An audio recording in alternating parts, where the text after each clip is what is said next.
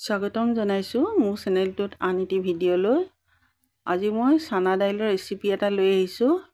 কেনেকৈনো বনাও কি বনাও আপোনালোকে সম্পূৰ্ণকৈ চাব। এয়া মই কুকাৰত পানী লৈছো, তাতে চানা দাইলখিনি দি দিছো। মই ৰাতি তিয়াই থোৱা হয়, ভাল ধৰণে কোমলি আছে। তাতে আলু দুটা দি দিছো, কাটি এটা মাৰিবলৈ দিছো। এয়া হৈ গ'ল। এতিয়া এইখিনি সামগ্ৰী লৈছো মই, লগতে লৈছো মছলা। ভিডিঅ'টো সম্পূৰ্ণকৈ চাব, ভাল লাগিলে লাইক কৰিব, সাবস্ক্ৰাইব কৰিব।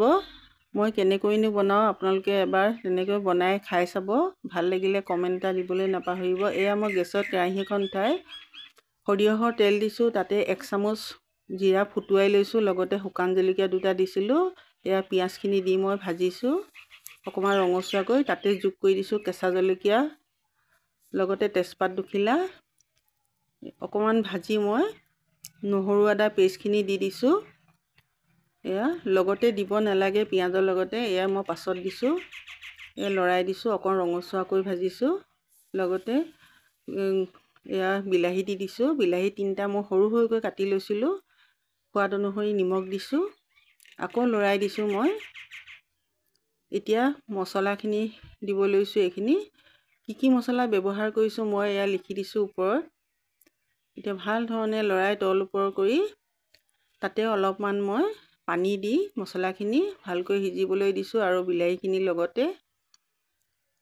এতিয়া মই ঢাকি দিম 3 মিনিটৰ কাৰণে। 3 মিনিটত গলি যায়। এয়া গলি গৈছে, চাওকচোন বিলাহীখিনি খুব সুন্দৰকৈ গোন্ধ এটা ওলাইছে। এতিয়া মই বইল কৰি থোৱা চানাখিনি দি দিছো।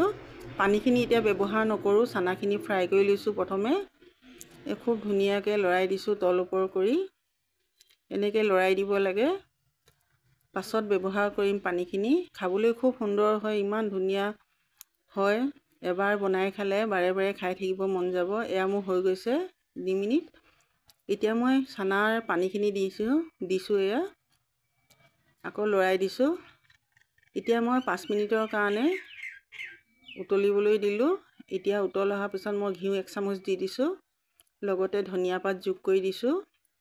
খুব সুন্দৰ এটা গোন্ধ ওলাইছে, খাবলৈ বিৰাট ভাল। ৰুটিৰ লগত, পুৰিৰ লগত, পৰঠাৰ লগত, গৰম গৰম ভাতৰ লগত পৰিৱেশন কৰিব পাৰি। এয়া চাওকচোন কিমান সুন্দৰ হৈছে। আপোনালোকে বনাই খাব নিশ্চয়। ভিডিঅ'টো চাই ভাল লাগিলে আপোনালোকৰ। আজিলৈ আহোঁ।